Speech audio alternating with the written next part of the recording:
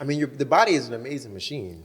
So if you take care of it, it'll be there for you, and it can even probably expose you to levels you never even thought you could before. So you're speaking my language. So I So get it. remember, if your body at its most pure, naked self, there's no confidence that Rolexes and Lamborghinis and private jets can give you that a man standing there in his natural state with a perfect body or a well-oiled machine, that level of confidence, it transcends in anything and everything you do.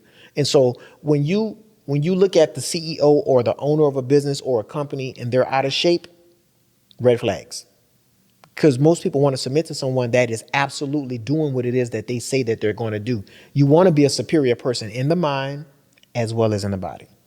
So let's take another hard pivot from right there and continue into what would be your best relationship advice? Love the person that loves you. Be with somebody That takes a lot of that maturity. really wants to be with you, because we have a tendency to go after the fairy tale. We're looking at a person who's tall, dark, and handsome, but he may not like you as much as that person might need to like you in order for the relationship to last long term, right? And so today we're teaching people that relationships aren't supposed to be long term.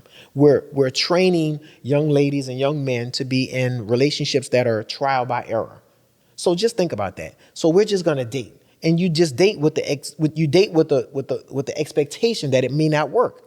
Well, that's why arranged marriages have twice the mortality rate than love-based marriages, because love changes from season to season, from time to time, from circumstance to circumstance. You know what I'm saying? Yeah. So my relationship advice is love the person that loves you. Make a conscious choice to choose to be in love with someone, and that love doesn't. It's okay to change, but if you make a matrimonial commitment, then you really want to look at that under the lens. Okay, I made a choice to be married. I made a commitment to be married. I made vows. You ever heard the vows? Let me tell you. The vow is till death do you part, sickness and health, rich or for poor. Like, that means that we ain't going nowhere. It's everything. You made the vow before the minister, if you do it in the church, and before your family and members. And the reason that you do it in front of people is because they'd be like, "Hey man, hey, go back home because I came to your wedding," Yeah. And so, I know, there are so many things about marriage and relationships that, I mean, that's a podcast all by itself. Yeah, but it is. I'm saying this in regards to success in business. Trust me when I tell you, it's one of the cornerstones of your success, is the fact that you can check the box on your relationship and your love component. If you can do that and get it out the way, you'll look at it. I heard Andrew Tate say once, he wishes he could have just picked one girl from the very beginning of his journey compared to having multiple women over his journey, and see what the difference in outcome would be. And That would take a lot of maturity and a lot of realization. But listen, it happens all the time, because some people can find that person early and often, and they're like, okay, this is the person I want to be with for the rest of my life. I'm done.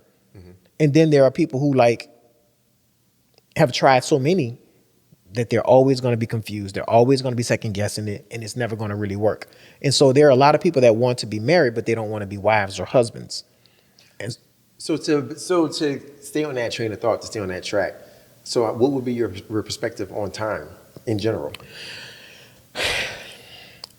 Time is if you think about it, all math has time.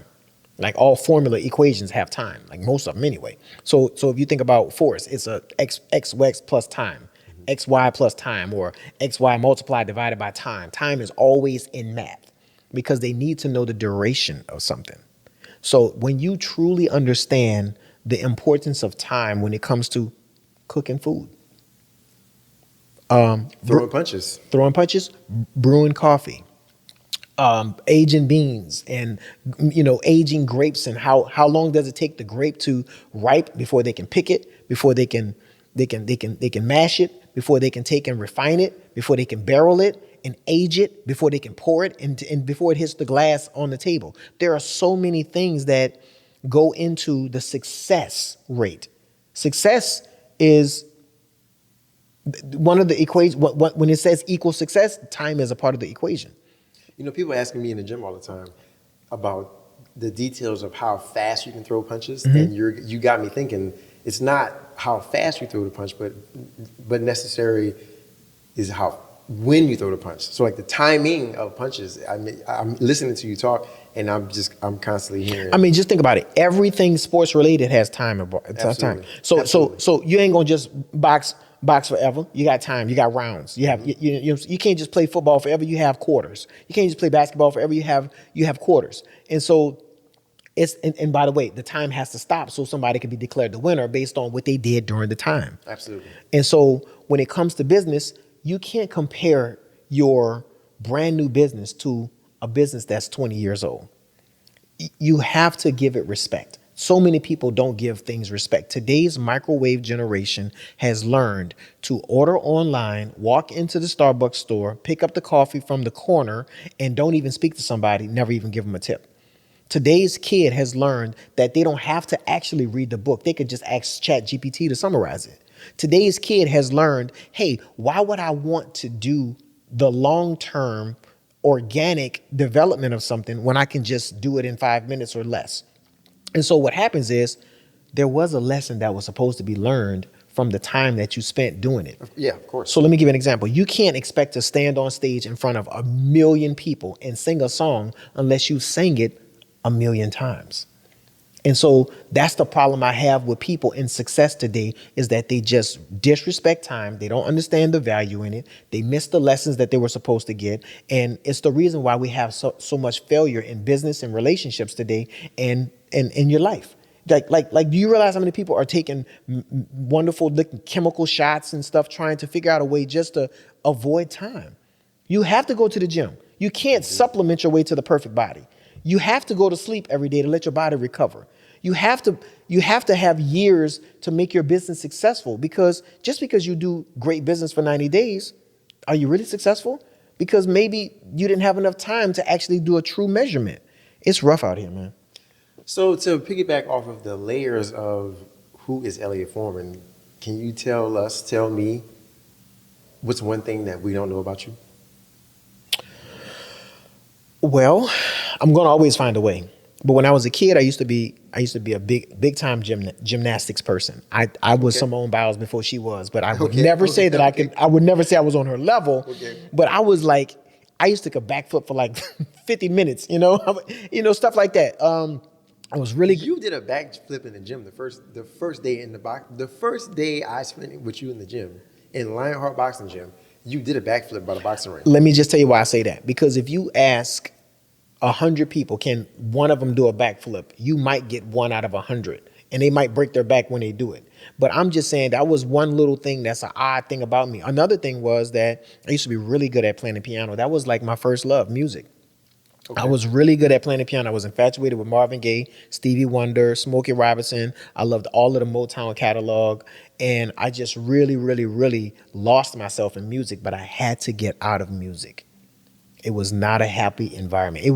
Music and boxing are both two very unhappy spaces. High risk, high reward kind of thing? No, it's like the inspiration for both of those are pretty dark areas. Like, you got to be almost poor and have no options to get in the ring and fight somebody for money.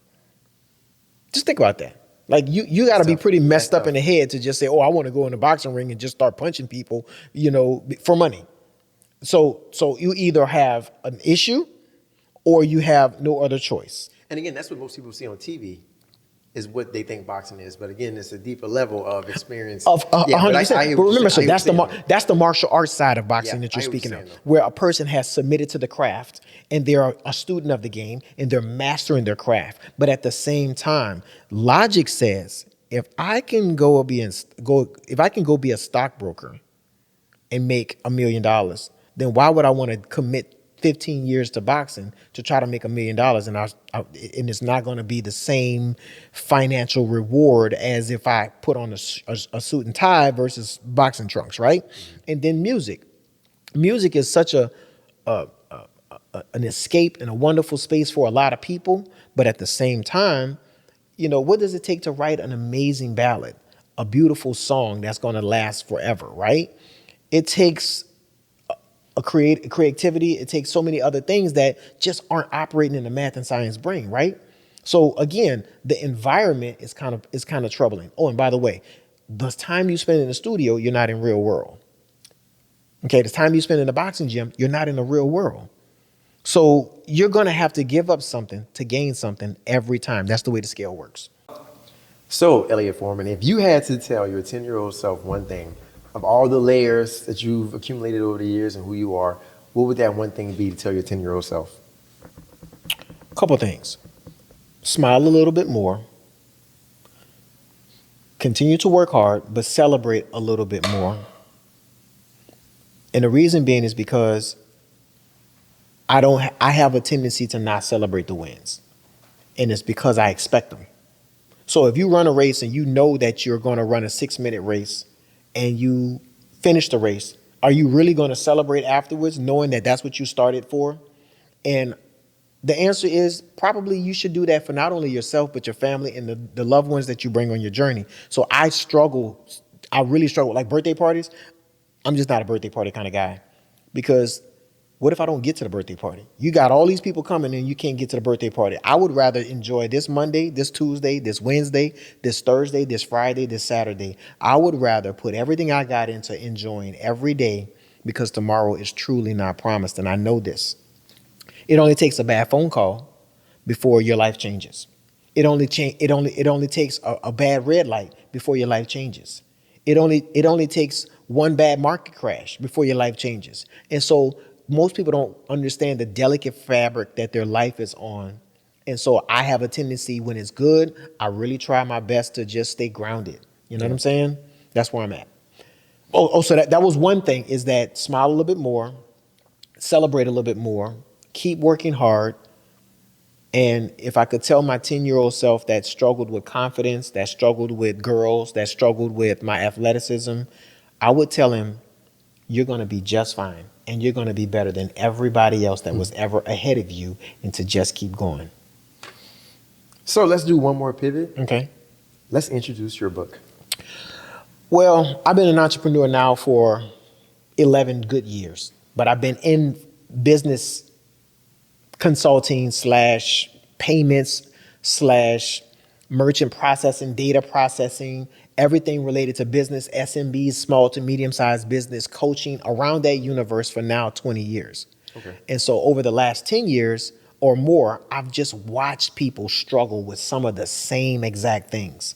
Like today, I literally, before this podcast, we went to a restaurant that was a big brand restaurant, nice artwork, signage, concept. The food was delicious. The location was ideal.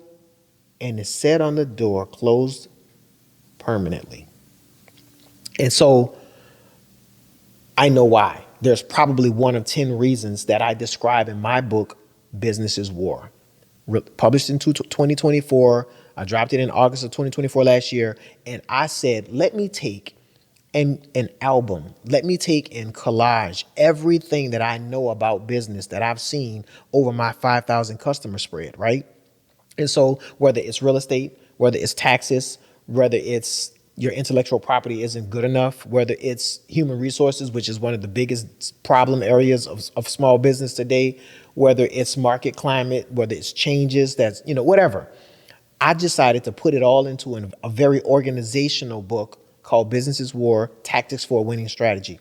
I didn't want to just be all doom and gloom. Hey, Sears went out of business. Hey, Konica Minolta went out of business. Hey, Rite Aid is having problems and going through multiple layers of bankruptcy, and Forever 21 and 579 and Rave and everything else, or that retail is under full scale attack. I didn't want to just be all doom and gloom. I wanted to try and add the problem and a viable solution. Shed some light on it. Because it is ugly out here. Let me ask you a question. How long does it take you to get a pharmacy degree? A few years, yeah. 6 years. 6 years. Check it out. You can't just open the doors and start selling pills. You got to go through several levels of certification, several layers of educational, academic, thesis theory, and everything else related to the validation of you as a proprietor professional before you can actually get into the space. Same goes for being a CPA. Same goes for being an attorney. Attorneys eventually become judges if they stay in it long enough. That type of stuff. Well, with business, you can spend $75 and start a business right now. Tax IDs are free at irs.gov. And so when you look at the failure rate, you're like, everybody's failing. And I think a lot of it has to do with the fact that nobody has actually put the time in. Come back to that word again. To really learn and master the craft. And that's why I said if you master the craft first, starting a business is easy. So this week I met a guy named Mr. George Bowie. He doesn't even know I'm going to talk about him, but he's 78 years old.